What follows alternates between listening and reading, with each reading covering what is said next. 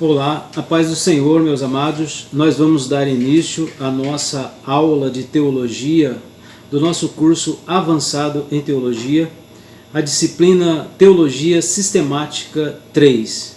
Neste módulo nós vamos tratar de Pneumatologia 1, que é o primeiro capítulo do nosso módulo. Eu espero que essa aula seja abençoadora e enriqueça o teu conhecimento teológico. Através dessa aula nós vamos aprender sobre a introdução à pneumatologia e também sobre os dons do Espírito Santo, pessoalidade do Espírito Santo, e espero que você seja ricamente abençoado através deste módulo.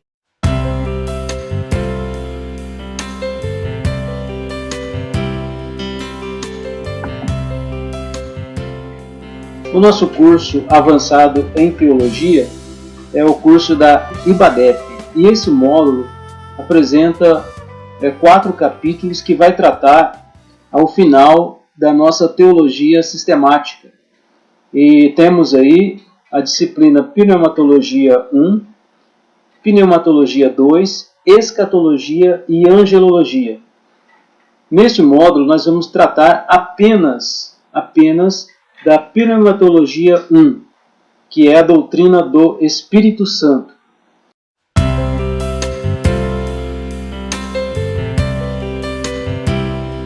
Nós sabemos que os apóstolos, os profetas, escreveram inspirados pelo Espírito Santo. E é sobre essa inspiração, sobre esse maravilhoso trabalho do Espírito Santo, que nós temos a revelação, e nós devemos entender que existe a revelação geral e a revelação especial. Só lembrando um pouquinho aí aos nossos amados, aquilo que nós aprendemos em sala. Na revelação geral, Deus se revelou através da criação, de toda a sua obra criada, o universo e tudo que nele há. Lembrando, Gênesis 1:1, que diz: no princípio criou Deus os céus e a terra. Esses céus e a terra criados nos revelam Deus, o próprio Deus, e também os seus atributos. Isso é revelação geral. E tem a revelação especial ou revelação específica, que é a revelação trazida por Deus através das Escrituras Sagradas. Quando falamos de Escrituras Sagradas, estamos falando do Antigo Testamento e do Novo Testamento. Esta é a revelação especial através das Escrituras Sagradas.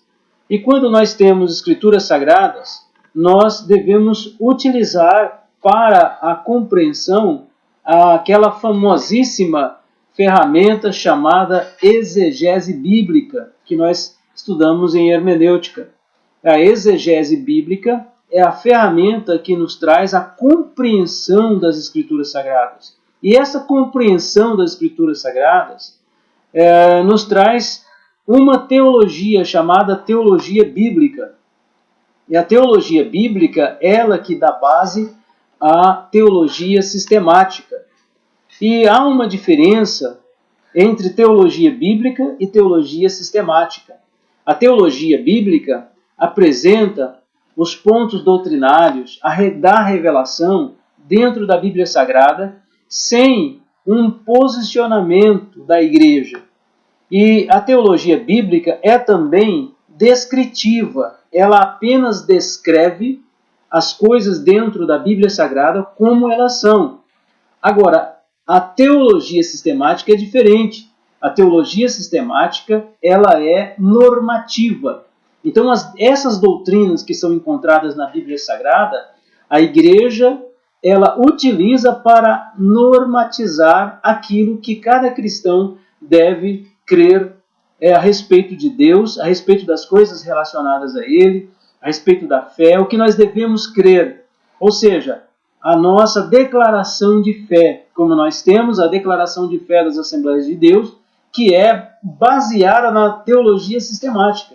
E aí, nesse slide, nós temos esta figura do pastor Antônio Gilberto, que foi o maior doutrinador da nossa igreja, o maior teólogo da nossa igreja. Ele já está com Jesus, mas deixou aí um arsenal teológico muito grande para nós. Eu creio que vai demorar séculos para a gente absorver todo o trabalho que ele fez dentro da área teológica. Então, o pastor Antônio Gilberto foi um grande teólogo e um teólogo sistemático.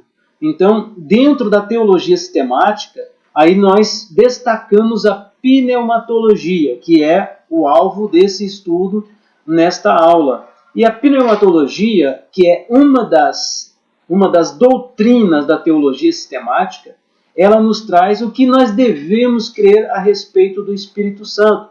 Tudo, é claro, dentro de um ambiente cristão, de um ambiente pentecostal, de um ambiente que tem a Bíblia como regra única e infalível de fé normativa para o caráter cristão.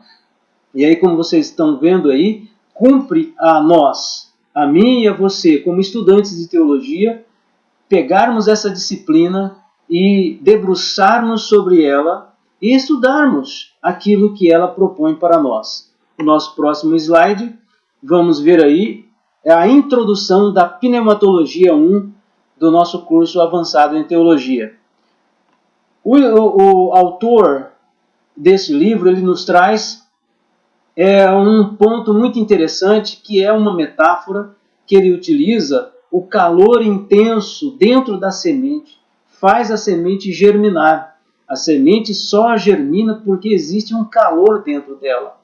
E também ele aplica essa metáfora ao corpo humano, que também representa um fogo, um sistema de combustão física.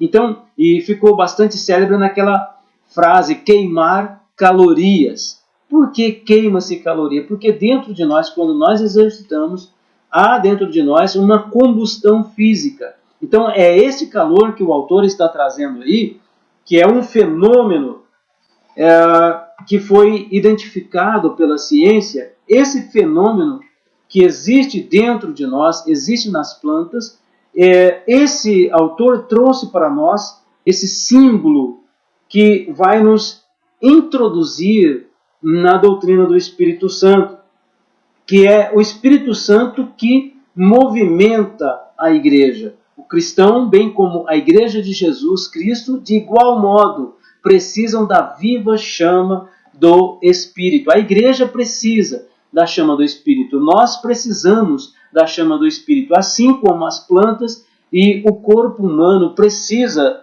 desse calor, dessa fonte de calor, dessa combustão interna que faz movimentar o corpo humano. Nós precisamos, assim como o corpo humano e a planta precisa dessa fonte de calor, o Espírito Santo é essa fonte de calor que movimenta, que age, que revigora, que transforma, que dá, enfim, vida à igreja.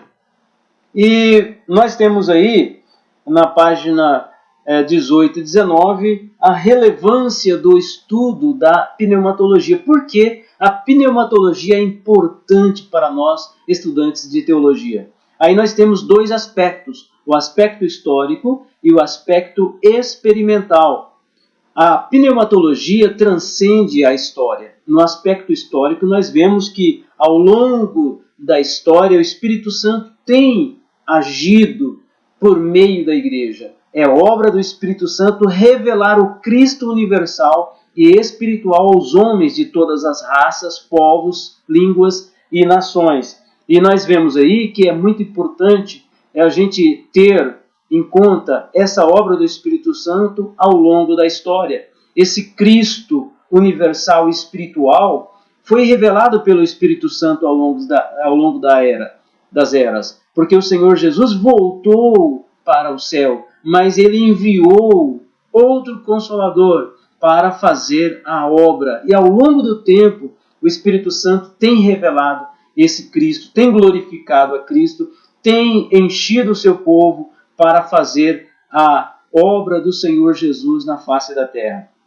E aqui tem um destaque também para quem deu mais valor à pneumatologia foram os pentecostais, mas historicamente, como poucos deles eram dados às letras, pouco material doutrinário foi escrito e catalogado. Infelizmente, irmãos, nós temos aí esse grande problema. Os pentecostais, por conta do batismo com o Espírito Santo, por conta dos dons espirituais, eles deram mais valor à doutrina do Espírito Santo. Porém, aí esse grande problema, esse grande porém, muitos pentecostais, por conta daquele cuidado em estudar mais e escrever, nós temos poucos materiais doutrinários. Eu estou falando de material doutrinário sobre a doutrina do Espírito Santo. Porque, assim, vários livros foram escritos. A gente não pode confundir um comentário com um material doutrinário. Material doutrinário é aquele material que a gente estuda sobre os pontos de uma doutrina com base bíblica, não com achismo ou com supostas visões ou concepções que a pessoa tem. Tem muitos livros escritos nesse sentido, mas tem pouco valor doutrinário. Não se configura como material doutrinário. Aí nós temos a figura do pastor missionário Eurico Bergstein, que foi um grande doutrinador. Parece que ele é um dos primeiros doutrinadores, e vamos falar assim, em pneumatologia, em teologia sistemática da nossa denominação. Ele veio da Europa trabalhar no Brasil e ele lidou mais nessa área aí da teologia sistemática. Eu conheci o pastor Eurico Bergstein ensinando numa escola bíblica em Cuiabá. Foi um homem muito vasto na sua cultura pentecostal, na doutrina, na teologia sistemática. E aí nós temos a questão número 6 do nosso questionário respondida aí. Então você vê o dedinho aí apontando, esta é a resposta para a questão número 6. E o aspecto experimental da relevância do estudo da pneumatologia. Nós temos aí, é preciso desenvolver a nossa salvação. Na versão revista e corrigida, ela disse, operai a vossa salvação. Nesse sentido de desenvolvimento. Se já somos salvos, recebamos o batismo com o Espírito Santo. Se já falamos uma primeira vez em línguas estranhas, desenvolvamos a variedade de línguas e peçamos a sua interpretação do Senhor. Se isso já ocorreu, clamemos pela profecia e os demais dons que o Espírito Santo distribuiu sobre o povo do Senhor, visando o aperfeiçoamento da igreja. A pneumatologia deve nos instrumentalizar condições que nos dê a possibilidade de ampliarmos o nosso amor pelo maravilhoso Espírito do Senhor e aumentar em nós o desejo de conhecê-lo, de mergulharmos em seu misterioso rio, molhando não apenas os artérios, mas deixarmos-nos encharcar pelo seu poder inefável. Que maravilha! Esta é uma alusão ao rio do Espírito, como a gente vê lá em Ezequiel. Então nós devemos caminhar cada vez mais, dar passos nesse aspecto. Se já somos salvos, vamos buscar o batismo com o Espírito Santo. Se já falamos uma primeira vez em línguas estranhas, devemos desenvolver a variedade de línguas e pedir a interpretação ao Senhor. Se já recebemos isso, clamemos pelo dom da profecia e os demais dons que o Espírito Santo distribuiu sobre o povo do Senhor, visando o aperfeiçoamento de sua igreja. Muitas pessoas falam, pessoal, que a teologia mata, esfria o crente. É mentira. Olha, veja bem aqui, ó. A teologia, ela incentiva esse aspecto experimental do Espírito Santo através da pneumatologia.